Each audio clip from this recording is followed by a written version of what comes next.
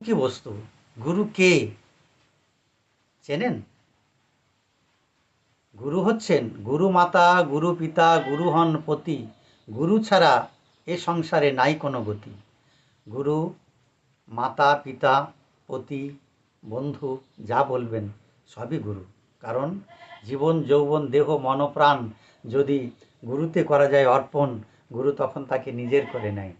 তাহলে গুরু মাতা হন, তার সঙ্গে সম্বন্ধ হচ্ছে মাতা, পিতা, পতি, বন্ধু, সব কিছু।